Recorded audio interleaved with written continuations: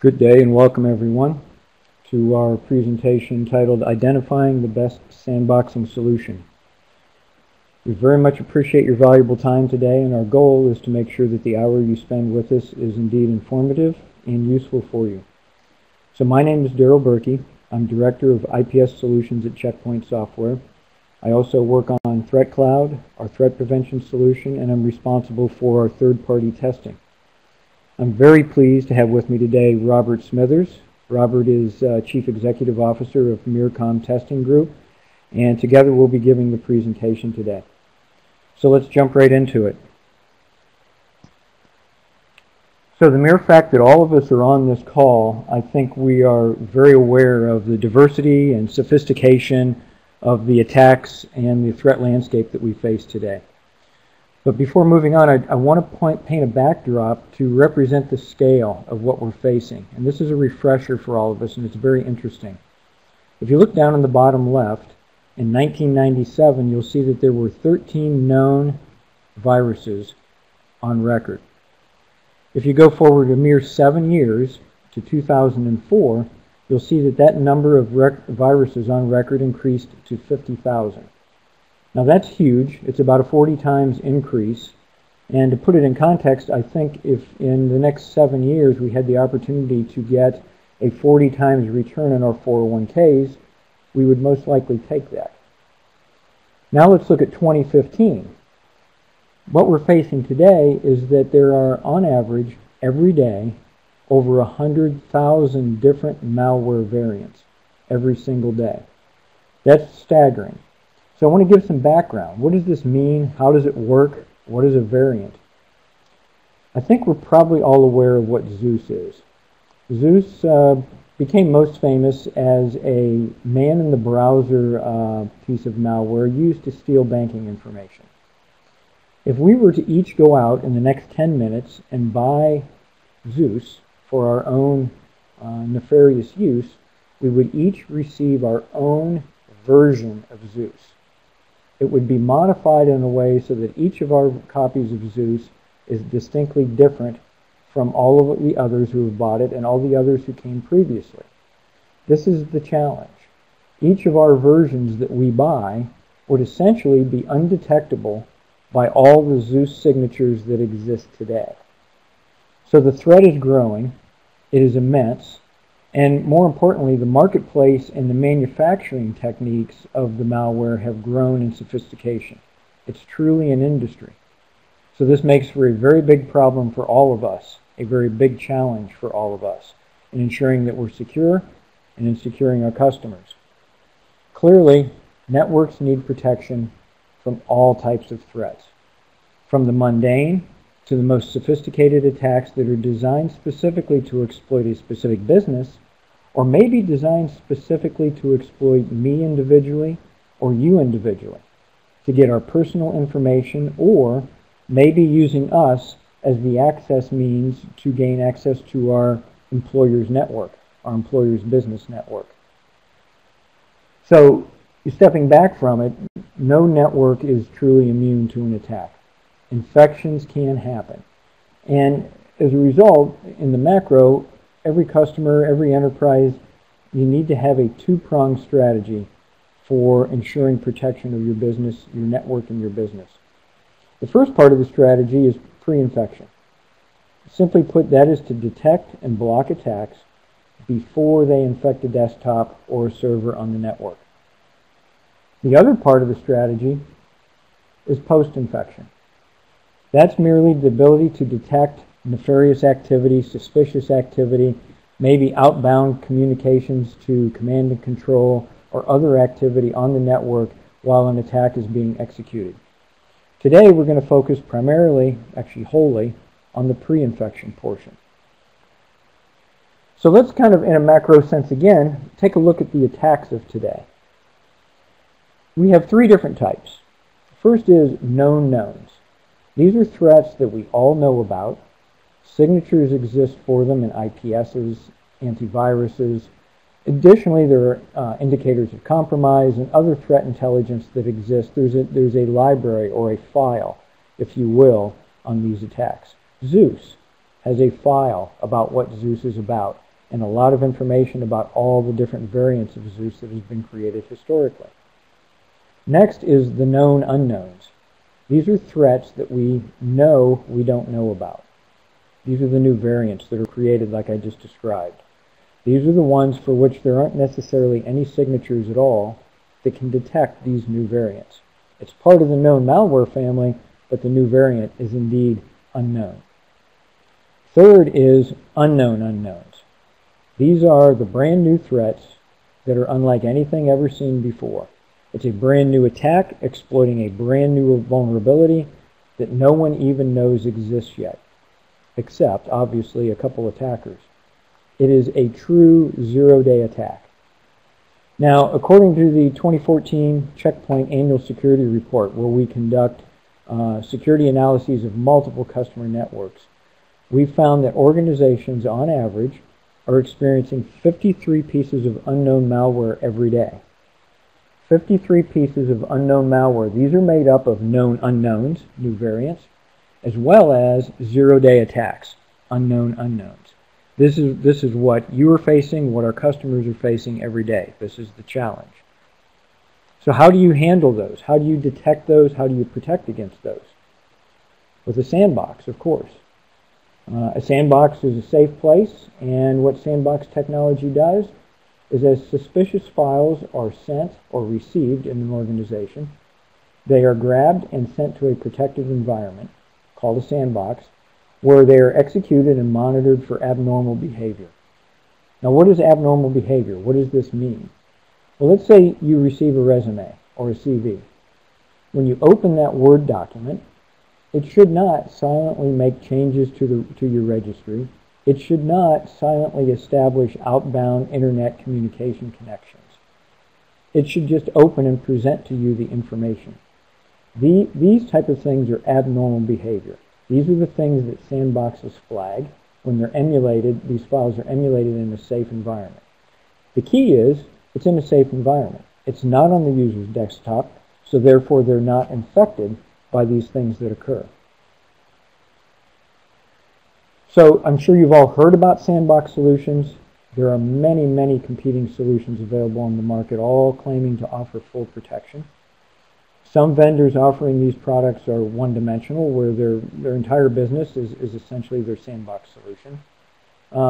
Other vendors are offering sandboxing solutions, like Checkpoint, as a layer in our comprehensive and unified threat prevention solution. So how do you evaluate which one of these are good? How do you know, how can you determine which one best protects your environment against the unknown and the rare random zero-day attacks? It's very difficult, to say the least, and the challenge lies in being able to build a test suite of known unknowns, and even more rarely and more difficult is to build a set of unknown attacks to use in this testing in order to evaluate these products that you're considering. So when it came to this, Checkpoint also wanted to know the answer to the question. So we'd already done a lot of testing in-house, and we had multiple results. A couple of these tests we made public, and they're available for your review on our website. One is titled the 300 Unknown Malware, and another is 0-second malware. These tests showed that we performed very, very well in detecting unknown and previously unknown malware. But what we wanted to do is we also wanted independent validation from a known and recognized third-party tester. We recognize when we do in-house tests, even though we make the methodologies available and completely open for everyone, it's not a fully credible test because it was conducted by ourselves. So what we wanted to do was go to a third party and conduct a similar test, and for that third party to publish the results to add to the information that's available to you as buyers and customers about our product and the other products that are available.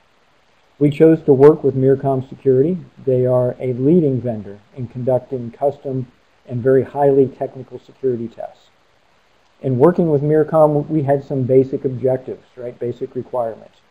The first was we wanted to evaluate the detection accuracy and detection speed of leading sandbox technologies. The second was to define a very rigorous and very credible test that challenges all the products to perform their very best. We want a test that truly shows how the products will perform against real attacks in a customer environment. The methodology, we wanted to be as open and available to those who are interested in recreating the test. And Miercom were able to meet these requirements. And they went off and designed a great test.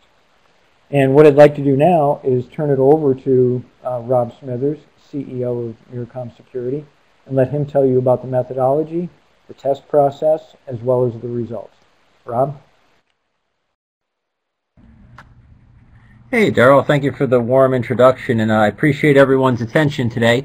I'm more than happy to go over some of our test findings on recent sandboxing products. Just briefly about Miercom, we've been doing testing in security and all the types of networking products for over 25 years. So we've been around the block, learned a lot through enterprise integration consulting work, learned a lot from the lab testing environment, always improving our methodologies and how we go about testing. Our current track for security testing, we're really focusing on overall effectiveness. Bottom line, how well do these security products perform? How easy are they to use, and how well can they be deployed for typical enterprises? Our methodologies use a collaborative process where we take input from all the vendors and Fortune 500 companies into what they're looking to see in these security products. And we really stress real-world type tests. As we go in the real world, we do consulting and integration work. We respond to breaches. We're very familiar with what happens in actual deployments as opposed to being stuck in the lab all the time and doing benchmark tests. So we try to take that knowledge from the field and we bring it into the lab and we design tests that are more indicative to what would occur in the real world.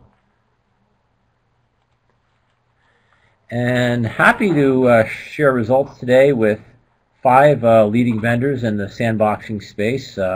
One of the vendors we've masked out. They've got some. They've asked us to withhold their name, and they have some EULA end user license restrictions where they don't like their name appearing unless they consent to it. In any event, we did test all the leaders in the sandboxing space, including Cisco SourceFire, FireEye Products, Fortinet, Checkpoint, and all with the appropriate licensing for the sandboxing solutions. So as Daryl pointed out, Checkpoint with a composite solution, which many vendors have, and that's a very, very good approach. Don't focus on just one area. Don't focus on just sandboxing. Have an effective sandbox solution that'll work integrated with the other defenses in the product line. So Checkpoint did that particularly well, but we focused on the sandboxing component for each of these 5 vendors.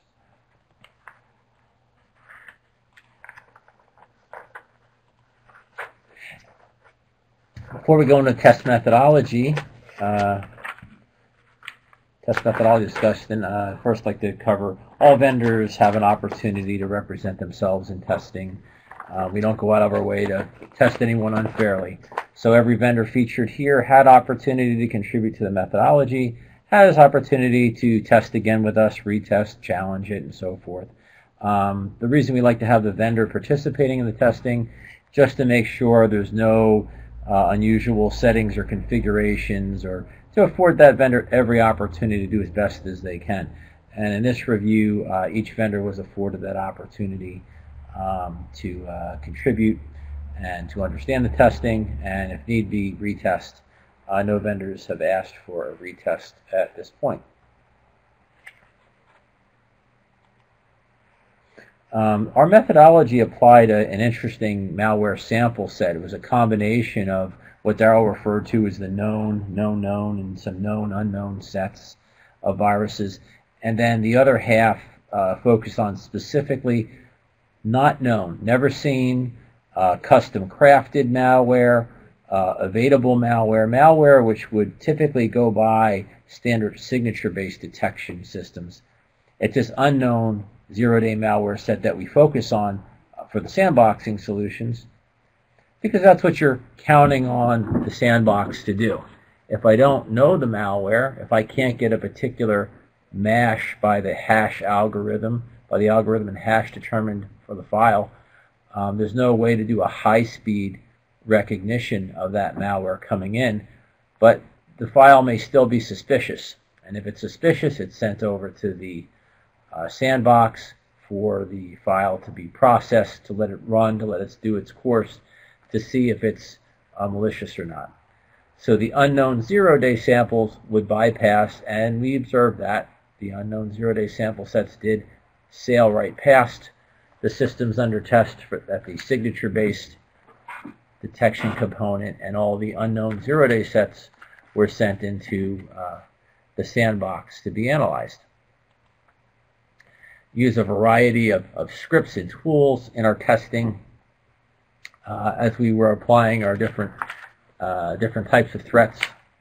So we don't rely on any one source for malware or one source for applying malicious traffic. The malware that we applied, a lot of it was custom crafted in this case.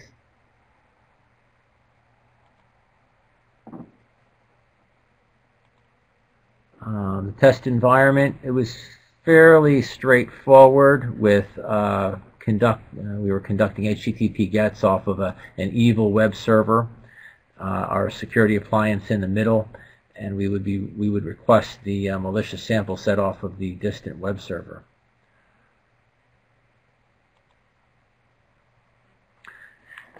Now let's look at the results, bottom line.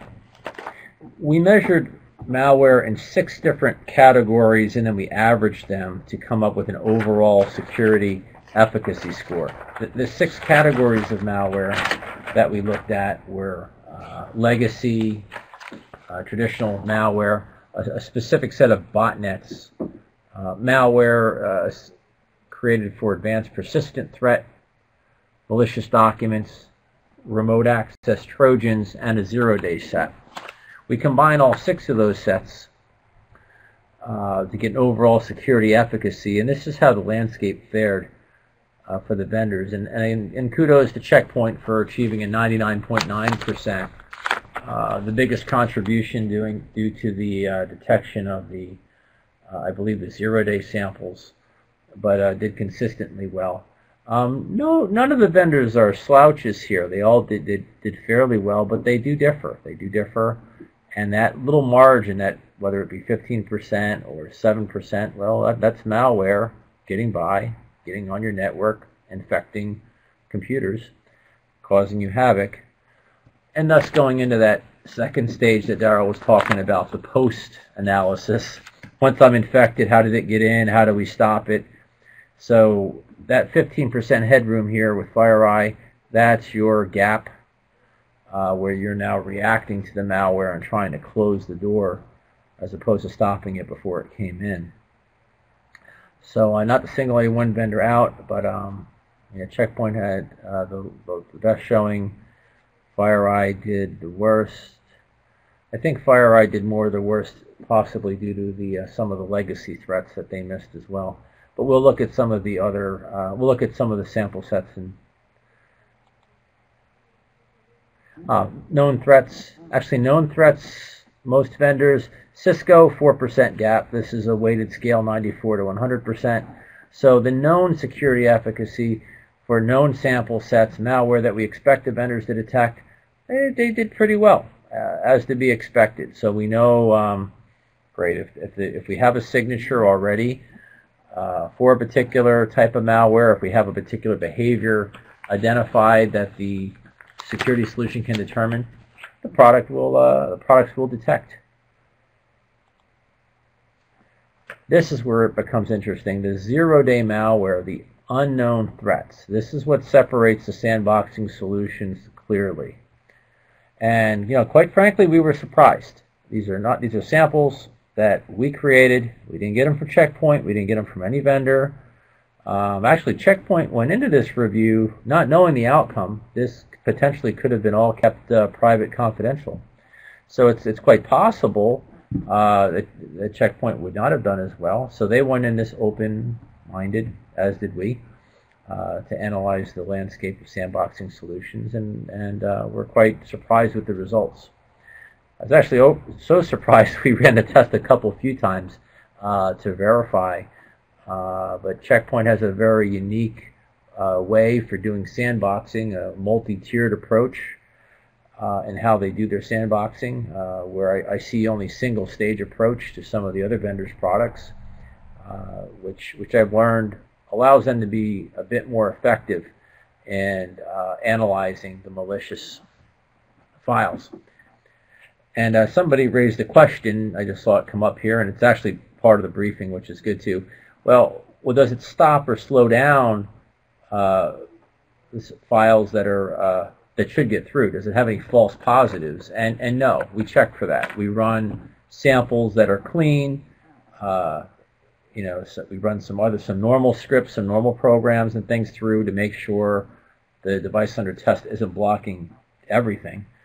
That wouldn't be good. So good stuff gets through, bad stuff doesn't. So checking for false positives and that the solution, the security solution allows good files to go through is part of the methodology, and that is tested and was tested in this case to verify the product's not being overly conservative on blocking. And the requirements for a sandbox: fast and accurate. Fast, accurate, we've already covered. Quick. The sample as it's rendered to the sandboxing solution takes a while to manifest, to play out. Now all of our samples, malware samples recreated, nothing would take longer than 2 minutes for the sample to act and activate. So we had a little control over the malware sets that we created and sent to the sandboxing. So each vendor, 2 to 3 minutes is all it should take to determine that the malware is in fact, or the suspicious file is malware. But some of the vendors took much, much longer. That's your wait time. That's your wait time for your file. That's your wait time for the executable. That's your wait time for that unknown sample to come through and get to its destination. 18 minutes is a very long time to wait for something to be played out that really should have only taken 2 to 3 minutes. The second runner-up, vendor A, also very quick manifest time, which was good. However, I have to note that the efficacy was very poor. So with vendor A, sometimes malicious suspected samples were sent to the sandbox, but only 55% of the time would the sample be rendered indicated malicious. 45% of the time, the malicious, the sample which was suspect, which was in fact malicious, went to the sandbox and it was returned. It was stamped OK by the vendor A's product. I find this unforgivable, actually. It's not just we couldn't detect the sample. No, they knew the sample was suspicious. They rendered it to the sandbox. The sandbox, after 3 minutes, then incorrectly sent the sample back saying it was clean. So I was very shocked to see that for that particular test. But congratulations for Checkpoint. Very good efficacy and a very quick manifest time of playing the sample in the sandbox. If you'd like more details on the testing, there's a link at the end of this presentation where you can actually download the whole report. Feel free to contact any of our team at reviews@miercom.com or miercom.com. We'll be happy to tell you about what we know about sandboxing solutions and other security solutions. But it was a real pleasure to share our findings, and I want to thank our gracious hosts for having us today. I'll turn it back over to Daryl. Okay, very good. Thank you very much, Rob. And appreciate your time as well, and appreciate the opportunity to work with you. And again, if anyone is interested in details about the test, including the methodology, please do. Feel free to contact Miercom. They will gladly work with you and share details, work with you to help you recreate the test yourself if that's something that you were looking to do. And to recap the results, indeed we are pleased. We did go in not knowing how we would perform. Like I said, we wanted independent third-party validation. of what we had found internally, and in the test, the independent results with Miercom were consistent. We delivered the highest level of detection accuracy, most efficiency, and the fastest detection time, which is an important element of choosing your sandbox. We're pleased with our results, and we encourage you to consider and protect your network against the zero-day threats and unknown threats with our threat emulation. What I want to do now is give you a broader picture of where threat emulation fits into our entire threat prevention product. Threat emulation is just one layer in what you need today to protect against the multitude of threats that exist.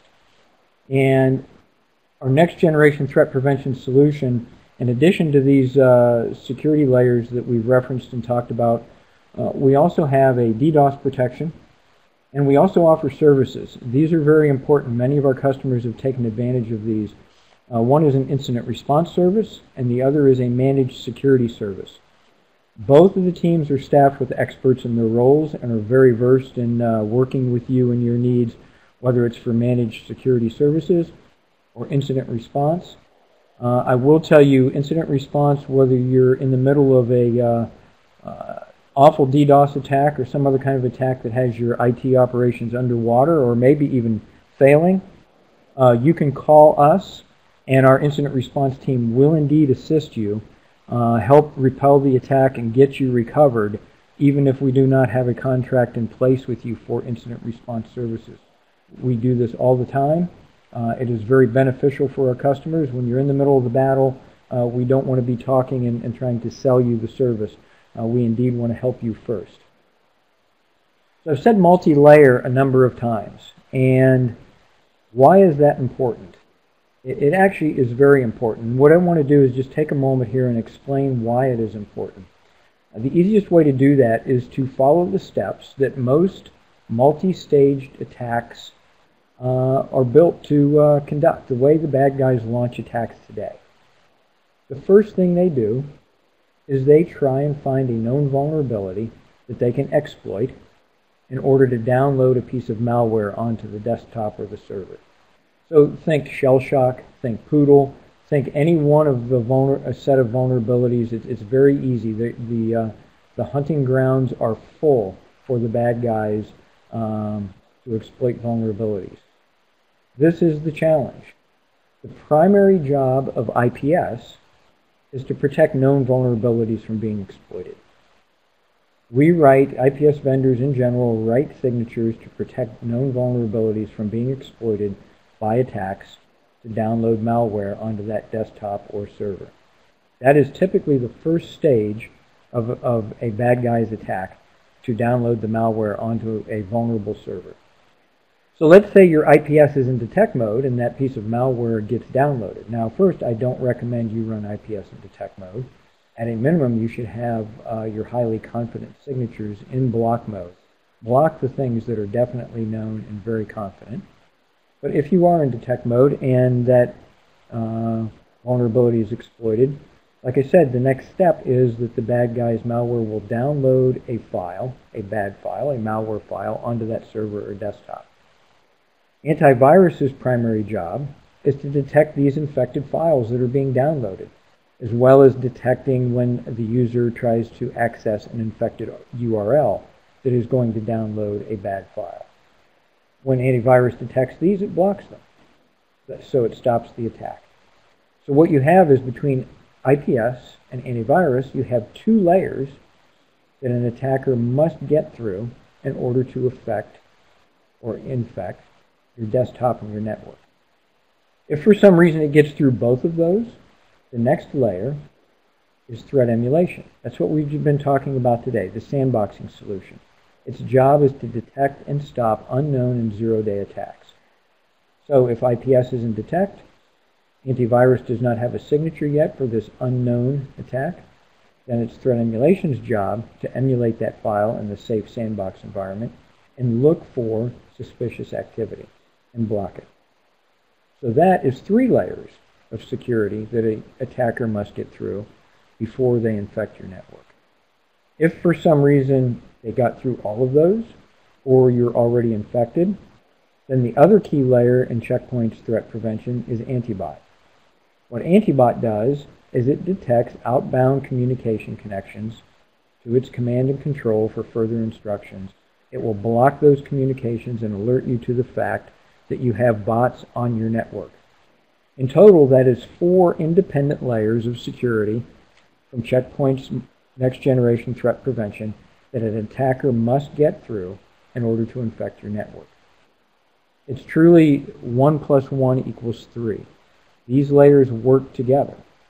And more importantly, we work together with Check Point's Threat Cloud. So you can have the best security products deployed on your network, but if you don't have any signatures, if you do not have the most current threat intelligence, they are not going to be effective. Check Point's Threat Cloud contains all the latest threat intelligence that we've gathered from around the world. Information of security events from our customers who have opted in to anonymously share their security events. Check Point Research, which is finding new vulnerabilities and new exploits against those vulnerabilities and writing protections against it, as well as partners who provide us intelligence and leading research partners who provide intelligence against the latest threats. All of this information is available to you when you buy Check Point products, and it fuels all the Check Point software blades in threat prevention with the latest intelligence to be able to detect and block all these attacks. It's very important having a unified solution. So what I want to do next is dive in just a little bit to show you a little more detail about how threat emulation or sandboxing works, what it does to protect against zero-day and previously unknown attacks. So the first step is, well, first of all, there's no infrastructure. You do not have to deploy new hardware appliances. You do not have to deploy new management appliances or a new management system that you have to learn. You can utilize Check Point's Emulation sandbox service in the cloud, and it's already supported through your existing Check Point management. What happens then is when it's deployed is as files arrive on your network through email or download or otherwise, these files are then detected and they're sent to the virtual safe sandbox to be inspected. When they arrive in the sandbox, we run the files and we're looking for abnormal behavior, changes to the file system, changes to the registry, outbound connections, processes that are spawned. And if you think of it in the simplest terms of a Word document or a Word resume, none of these things should occur. And that's exactly what a sandbox does, is it detects these and then blocks them. Now, Check Point, when we developed our sandboxing capability, we're prevention focused. Our goal is not only to tell you that you've been attacked, but we want to prevent it in line before it has the chance to further infect your network and do any more damage. So we block malicious files in line on the network before they get to the end user, and the end user has a chance to open the file and launch the malware onto his desktop. The last piece is, and this is the key piece, this is the collaboration portion. When an unknown infected file is detected on your network or a comrade customer's network, that information, the indicators of compromise, the threat intelligence is automatically shared back to Threat Cloud anonymously, where it can then immediately be shared back out to all Check Point customers.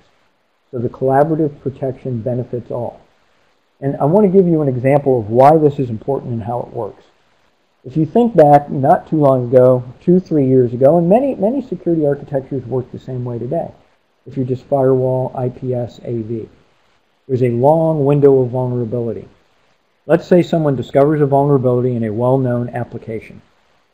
Following proper vendor disclosure of that vulnerability, contacting the vendor who owns the application, they're informed of it, they put that on their to-do list to research and fix that bug, that vulnerability. And then days, weeks, and sometimes even months later, once it's fixed and tested and approved, they then make it available and publish it into the public domain. So now all enterprises are aware of this vulnerability and this exploit, and all vendors are also aware and can now write antivirus signatures and IPS signatures to protect against this thing that has been out there for days, weeks, and months. So we've all been exposed during that window of vulnerability until this process carries itself out. Now consider what happens with checkpoint threat emulation in our threat prevention. Threat emulation discovers that unknown attack or that zero-day attack in the sandbox potentially the very first day it is launched, on day 0. Those indicators of compromise, that threat intelligence is immediately shared back to Threat Cloud, and that information is immediately shared back out to all of our customers to be protected. It benefits everyone. That window of vulnerability is closed by the sandboxing capability from days, weeks, and months to seconds and minutes. This is absolutely a breakthrough, and it's critically important to the security architecture that you have deployed on your network. If you want to have the most current, most timely security, integrated sandboxing that communicates back and communicates and supports your other security layers is essential to having the best security possible today. So again, if you want to learn more, feel free to go to the Miercom website, go to checkpoint.com. You can get access to the report. And also, as I mentioned earlier, we conducted in-house tests, the 300 unknown malware and the 0-second test. These were in-house Checkpoint conducted, but they are legit tests. The results are available as well as the methodology. We published the methodology and it is open and available for you. So if you're in the midst of beginning to evaluate Sandbox Solutions, I encourage you to check out those methodologies and also contact Miercom and work with them on the methodology that they used in this test. At this point, if there are any other questions, feel free to enter them on the center of your screen, and we will answer some of those questions via the audio. One question that came up is, do you have FireEye's response for these results? And Rob Smithers of Miercom replied that FireEye details on the next test review, and we will publish them as soon as he has those results. Any other questions that anyone would like to enter on the center of the screen?